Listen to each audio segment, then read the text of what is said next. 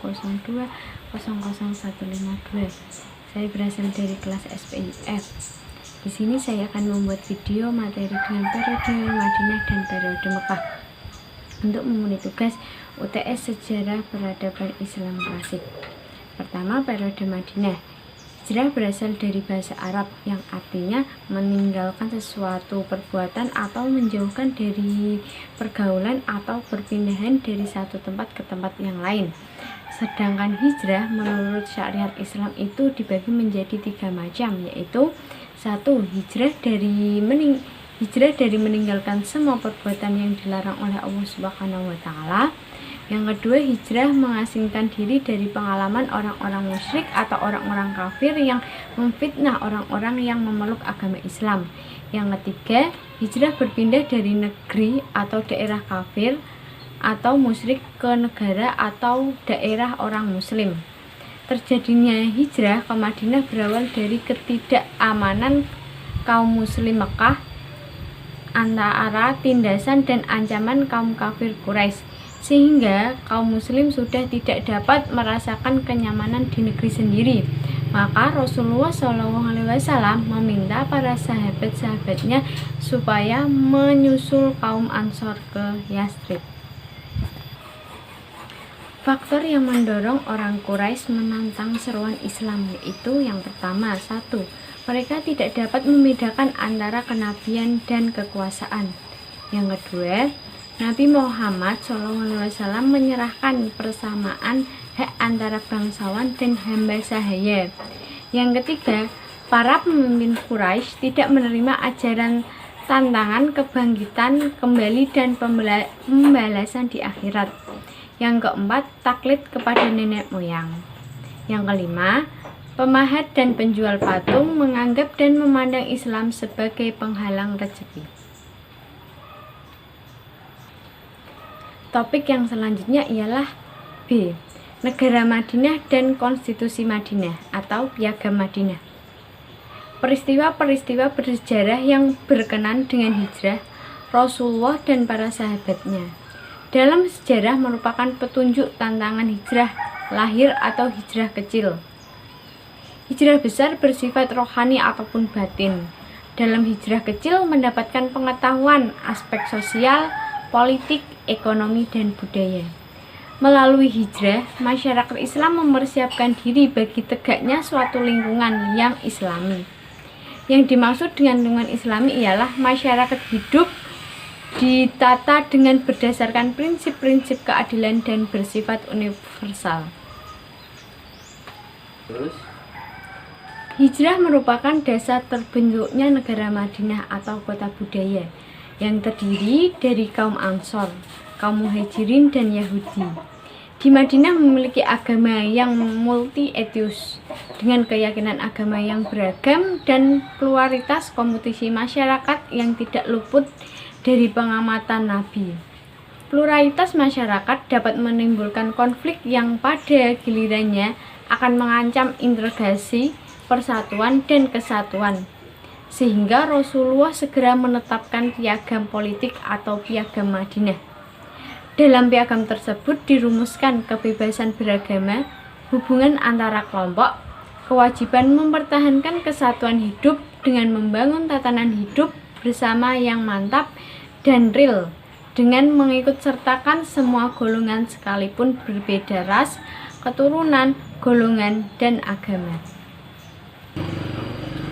Menurut Harun Nasution, Piagam Madinah mengandung aturan pokok atau tatanan hidup agar dapat membentuk negara kesatuan.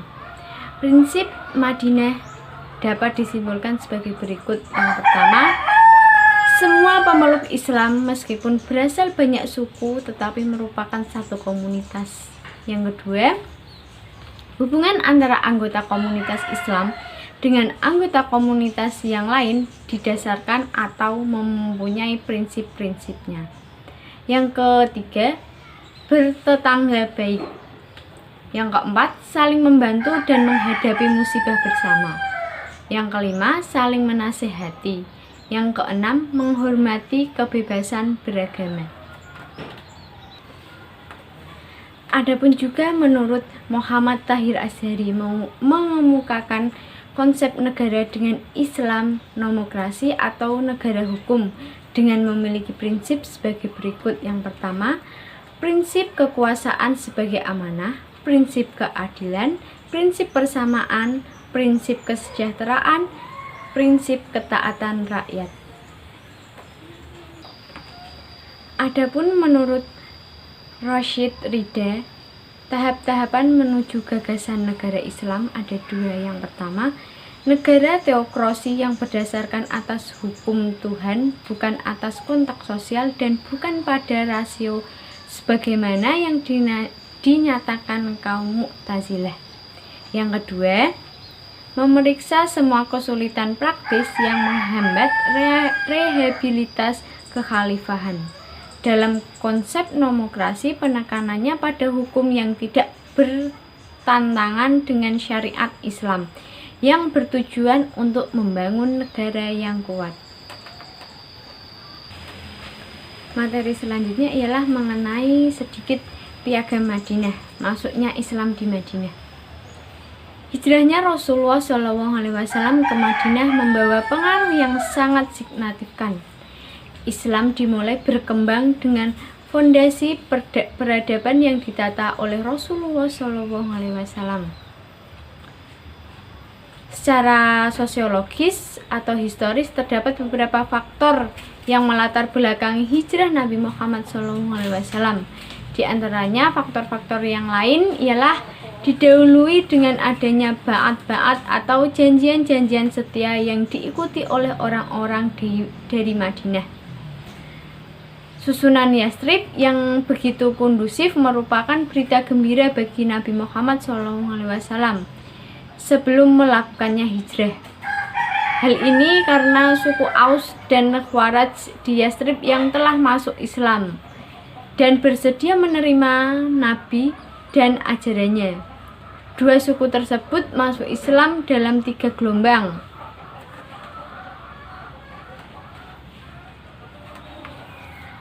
Gelombang pertama ialah terjadinya pada tahun ke-10 kenabian.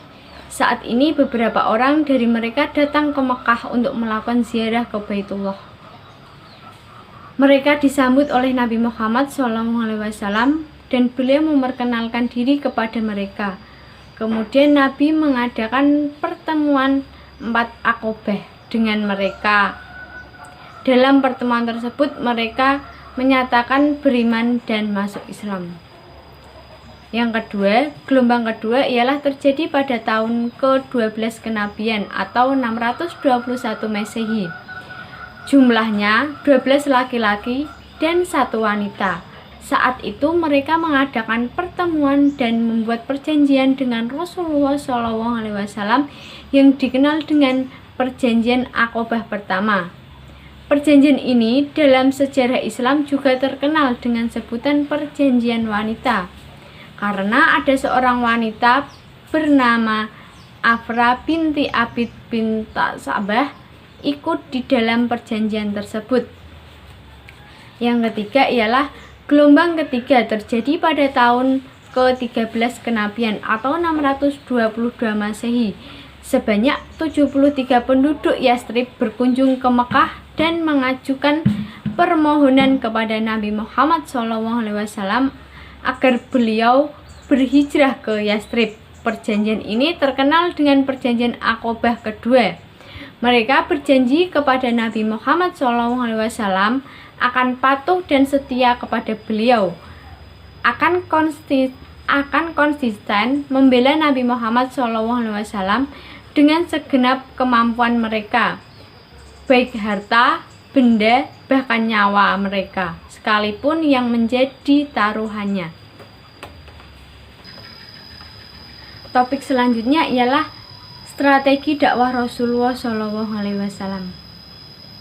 Dampak perubahan peradaban yang paling signifikan pada masa Rasulullah SAW adalah perubahan tatanan sosial. Suatu perubahan mendasar dari masa moral menuju moralitas yang beradab. Dalam tulisan Ahmad Al-Hushairi diuraikan bahwa peradaban pada masa Nabi dilandasi dengan asas-asas yang diciptakan sendiri oleh Nabi Muhammad SAW di bawah bimbingan wahyunya. Di antara dampak positifnya adalah dengan membangun masjid yang dikenal dengan nama Masjid Nabawi. Pembangunan masjid ini merupakan bagian dari strategi dakwah yang pertama yang dilakukan oleh Rasulullah SAW untuk melebarkan sayap Islam. Karena masjid memiliki peranan yang penting dalam sejarah Islam, di samping sebagaimana tempat untuk beribadah, masjid juga merupakan madrasah yang menghasilkan pemimpin muslim yang berkompetensi serta menjadi pembawa perjanjian keislaman. Adapun strategi yang kedua adalah dengan membangun ukhuwah Islamiyah, yaitu mempersaudarakan kaum Ansor dan Muhajirin. Dalam hal ini, Ibnu Katsir mengutipkan riwayat Imam Muhammad dan karya-karyanya Al-Bidayah wa Al-Nilayah bahwa Rasulullah SAW mempersaudarakan antara kaum Ansor dan kaum Muhajirin di rumah Anas bin Malik. Keberhasilan Rasulullah SAW dapat mempersaudarakan kaum Muhajirin dan kaum Ansor berdasarkan iman tidak lepas dari kecerdasan beliau dalam melayangkan ikatan kesukaan atau tribalisme. Dengan demikian, Rasulullah SAW telah menyatukan kebinekaan dan kehidupan sosial masyarakat Madinah di kala itu. Bukan hanya menyatukan, tapi Rasulullah juga mampu melenyapkan paham primodatalisme, kesukaan di antara muslim, baik dari suku Khawarij, Aus, dan suku-suku lainnya dari Muhajirin. Pada akhirnya, perumusan perubahan menjadi saling tolong-menolong, saling berbagi dalam satu sama lain, saling memeluk suka ataupun duka, dan saling mengartikan antara sesama. Setelah berhasil menguatkan persaudaraan antara kaum Muslim Ansor dan kaum Muhajirin, strategi yang nomor 3 adalah membuat perjanjian dengan non-Muslim. Penduduk Madinah di awal kedatangan Rasulullah SAW terdiri dari 3 pokok, yaitu bangsa Arab Muslim, bangsa Arab non-Muslim, dan orang Yahudi. Untuk menyelaraskan hubungan antara 3 tersebut, Nabi mengadakan perjanjian atau kesepakatan dalam piagam yang disebut dengan Konstitusi Madinah, yang berisinya antara lain yang pertama, 1. Semua kelompok yang menandatangani piagam tersebut merupakan suatu bangsa, atau semua kelompok yang menandatangani piagam tersebut merupakan satu bangsa dengan yang lainnya. Yang kedua, jika salah satu kelompok diserang musuh, maka kelompok lainnya wajib untuk membela. Yang nomor 3 ialah masing-masing kelompok bebas menjalankan agamanya tanpa campur tangan kelompok lain. Yang keempat, kewajiban penduduk Madinah, baik kaum muslim, non-muslim maupun bangsa Yahudi, saling membantu secara moral dan material. Yang kelima, Nabi Muhammad adalah pemimpin seluruh penduduk Madinah, dan beliau menyelesaikan masalahnya yang timbul antar beberapa kelompok. Perjanjian atau kesepakatan ini juga terkenal dengan nama Piagam Madinah. Dalam literatur barat, Piagam Madinah disebut dengan Madinah Konstitusional. Konstitusi ini dikenal dan diakui sebagai konstitusi yang tertulis pertama dalam sejarah. Kesepakatan yang dilakukan oleh Rasulullah SAW dengan mereka ini bertujuan agar terjaminnya sebuah keamanan dan kedamaian, dan juga untuk melahirkan sebuah suasana yang harmonis, kondusif, saling membantu, dan toleransi di antara golongan-golongan tersebut, hingga terciptalah negara yang jauh dari permusuhan atau golongan. Piagam Madinah ini semestinya menjadi contoh bagi semua umat manusia, tentunya bagi para pemimpin negara manapun, agar saling toleransi tanpa memusuhi, saling menghormati tanpa membenci, saling menyayangi bukan mencaci, hingga tercipta negara yang penuh kedamaian, kerukunan antar semua rakyat. Setelah tatanan meyakinkan masyarakat Madinah terwujud. Sebagai strategi selanjutnya ialah meletakkan dasar-dasar politik, ekonomi, dan sosial. Rasulullah segera menentukan dasar-dasar yang kuat bagi pertumbuhan, pembinaan, dan pembangunan masyarakat yang baru ini. Pada periode ini, wahyu yang diturunkan oleh Allah Subhanahu wa Ta'ala kepada Nabi, yaitu ditunjukkan untuk pembinaan hukum. Kemudian beliau melaksanakan serta memberikan penjelasan serta memberikan contoh-contoh kepercayaan secara real dalam praktek kehidupan. Dari semua strategi-strategi yang beliau lakukan, Nabi menjadi orang penting di negara tersebut, pemimpin yang disanggani rakyatnya, penyayang kepada seluruh rakyat, hingga beliau menjadi tokoh yang paling berpengaruh di dunia. Asy-Syadiq dalam karyanya Bangkitnya Bangsa-Bangsa Berwarna mengatakan bahwa Nabi Muhammad SAW seolah-olah telah mengubah padang pasir Timur Tengah menjadi mesin yang beliau sulut dari Madinah, meletakkan ke seluruh Timur Tengah, karena tidak lama setelahnya hijrah ke Madinah, dan dalam tutunan 1 dekade beliau menjadi tokoh yang paling sukses dalam sejarah umat Islam.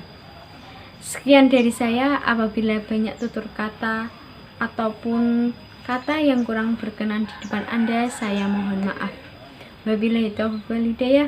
Wassalamualaikum warahmatullahi wabarakatuh.